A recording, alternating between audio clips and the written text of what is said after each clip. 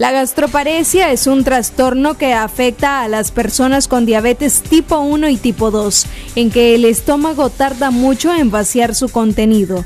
El nervio vago controla el movimiento de los alimentos por el sistema digestivo. Si el nervio vago se daña o deja de funcionar, los músculos del estómago y los intestinos no funcionan de manera normal y el movimiento de los alimentos se detiene o retrasa. Puede empeorar la diabetes porque dificulta el control de la glucosa en la sangre.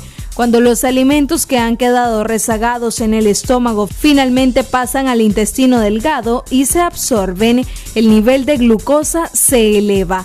Quédate con nosotros en la siguiente entrevista y conoce un poco más de este tema. Daniela Rodríguez Morazán, Acción 10 en la mañana.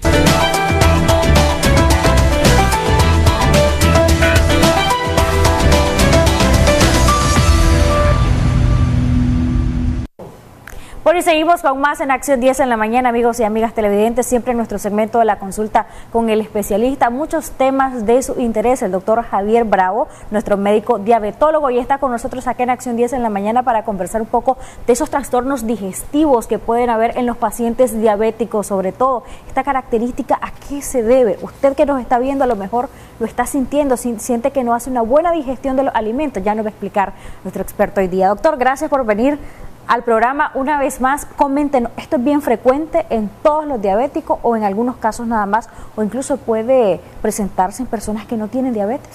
Así es, Jocelyn, gracias, ¿verdad?, por la invitación una vez más de llevar temas de interés hacia la población, incluyendo pues a los pacientes diabéticos, que es una gran mayoría en el país, igual a nivel mundial. Hablar de trastorno digestivo es muy frecuente, puesto que podría decirte que un problema digestivo es una complicación crónica en un paciente diabético. Es como hablar de una insuficiencia renal, es como hablar de una retinopatía diabética. Hoy en día se habla de que un trastorno digestivo en términos médicos se conoce como gastroparesia, que significa una afectación del nervio, el nervio vago en este caso, que es el que irriga, digámoslo así, la musculatura del estómago, de tal manera que cuando el paciente ingiere algún tipo de alimento, eso colabora a que haya buena motilidad estomacal y este alimento vaya hacia lo que es la parte intestinal y se dé el proceso digestivo. En el caso del paciente diabético que no mantiene un control de glucosa en rangos normales, esos nervios se van alterando, se van afectando y van disminuyendo lo que es la transmisión nerviosa, de tal manera que la motilidad gástrica se va deteniendo poco a poco, de tal forma que cuando el paciente ingiere algún tipo de alimento ya siente sensación de llenura, puede venir vómito, puede venir náusea, inclusive, Jocelyn, algo muy importante, puede causar la hipoglicemia. ¿Por qué hipoglicemia?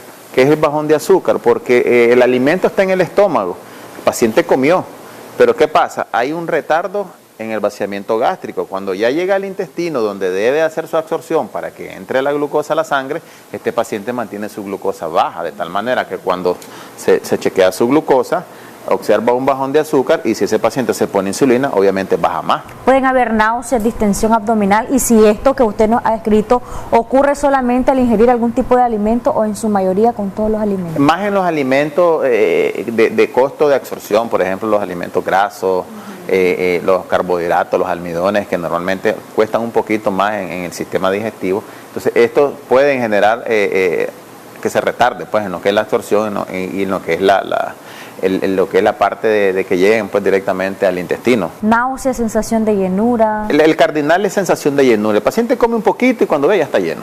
Lo segundo es náusea. Obviamente la distensión abdominal te puede llevar a náusea, te puede llevar reflujo inclusive, te puede llevar hipoglicemia, te puede dar dolor abdominal, ¿verdad? Y malestar general. Ahora, esto puede ocurrir como un síntoma en aquellos pacientes que ya están diagnosticados con diabetes, o puede ocurrir también en aquellos que quizás no saben que tienen esta enfermedad y lo creen un síntoma común, aislado de la diabetes. Esa es muy buena pregunta, fíjate, porque la mayoría de pacientes cuando tienen un problema digestivo, lo primero que va a la farmacia, compran algo para ayudarse a la digestión y se sienten bien y hasta ahí nomás. Sin embargo, hay pacientes que tienen factores de riesgo secundarios, como pacientes fumadores, pacientes alcohólicos, pacientes con sobrepeso, que le dan con mucha frecuencia ese problema digestivo. Entonces ese paciente, ya con los factores asociados, le hacemos un examen de glucosa y podemos orientarnos o asustarnos en ese momento que está teniendo trastorno en el metabolismo de la glucosa, o en otras palabras, un inicio de una diabetes que esté debutando. Y ya ves, el síntoma inicial podría ser nada más la gastroparesia. Hablamos de la terminología médica que viene afectando el nervio del estómago. ¿Esto es común en todos los diabéticos de cualquier edad o hay, digamos, algún grupo de edad específico en los que es más común la gastroparesia? Sí, se calcula aproximadamente un 4% de la población diabética puede sufrir este tipo de problemas. Más o menos de entre un 40 y un 50% de cada 100 pueden sufrir este tipo de problemas. Más sin embargo, también se relaciona a los años de evolución de la diabetes. Es decir, un paciente que ya lleva, digamos, 10, 15 años de sufrir diabetes, ese paciente con facilidad puede desarrollar gastroparesia. Distinto es aquel paciente que tiene 1 año, 2 años de evolución de la diabetes. Entonces, como hay una afectación del sistema nervioso que se va dañando crónicamente, entonces ese paciente puede caer en gastroparesia.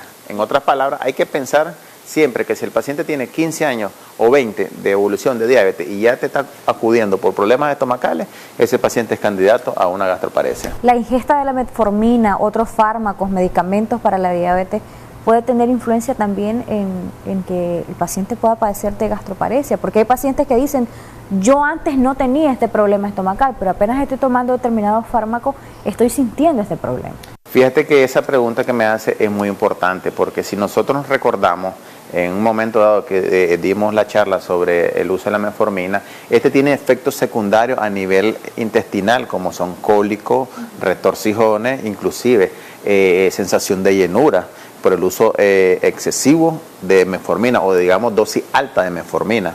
Y si este paciente está teniendo estos síntomas digestivos, ahí hay que hacer una buena clasificación y una buena historia clínica, de tal manera que podríamos quitarle la metformina a ese paciente, ponerle otro tipo de medicamento y ver si continúa con los mismos síntomas.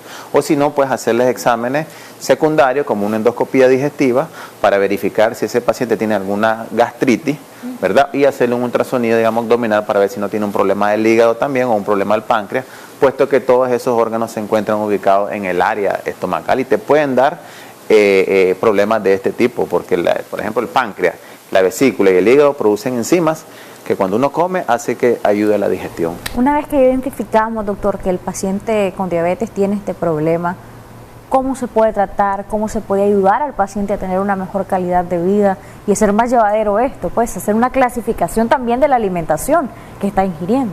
Exactamente, lo importante, como te decía, es hacer una buena historia clínica.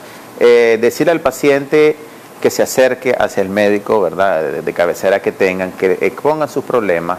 Lo segundo es verificar cómo están sus niveles de glucosa. Si sabemos que es una complicación crónica, esa es ocasionada por los altos niveles de glucosa. Si no se controla su glucosa, aunque tengan unos buenos hábitos alimenticios, el paciente va a caer en una gastroparesia o un trastorno digestivo. Lo tercero es que si fuma, que deje de evitar, pues totalmente fumar poco a poco, igual lo que son las bebidas alcohólicas, evitarlo. En cuanto a los alimentos, siempre les recomiendo a los pacientes ingerir frutas, verduras que son rápidos, se metabolizan muy rápido, la digestión es rápida también, y variar la alimentación en el sentido que pueden comer de 3 a 4 hasta 6 veces durante el día, es decir, hacer merienda con pocas cantidades para que el estómago le dé chance de que haya una buena digestión. Hay pacientes diabéticos que por lo general dicen, yo no puedo comer después de las 6 de la tarde porque si me acuesto, como 8 de la noche, me acuesto 8:30 de la noche, ya no puedo dormir, siento el estómago así, de inflamado y prácticamente no, si logro conciliar el sueño, no logro estar tranquila, tengo pesadillas y en fin, esto es parte de este trastorno, se puede evitar quizás comiendo un poquito antes, doctor. Sí, si nosotros nos damos cuenta, el metabolismo de los alimentos puede empezar más o menos de la hora y terminar hasta las 4 o las 6 horas en un paciente sano. Si un paciente sano ingiere, digamos, algún alimento a las 8 y se acuesta a las 9 de la noche, una hora después, el paciente puede tener esos síntomas que tú dices.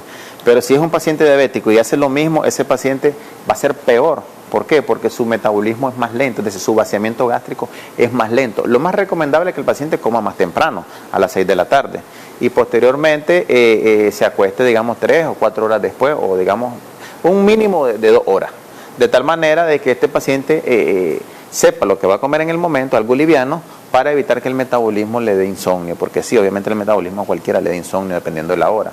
Y lo segundo es que les puede dar reflujo. Muchos pacientes en la mañana presentan dolor de garganta, malestar, y dicen algo que comí ayer o algo que hice ayer me ocasionó daño, y es simplemente un reflujo. Los ácidos que se producen cuando el paciente está acostado puede irritar lo que es la parte de la faringe y ocasionarte un problema respiratorio. Hay pacientes que son diabéticos, tienen estos problemas y quizás no están regulando bien su alimentación, y lo que hacen es tomar algo adicional, por ejemplo, algo como para ayudar a hacer la digestión, van a la farmacia, preguntan qué pastillas, de las que normalmente se diluyen en agua, y lo hacen, y quizá puedan sentirse mejor, pero están abonando a un proceso quizá de tolerancia de su enfermedad, o están abonando más bien a que esto le perjudique a largo plazo. Exactamente, sí. Si nos damos cuenta, cualquier fármaco nos puede ayudar a la digestión, porque sí existen enzimas digestivas que te ayuden al metabolismo, perfectamente.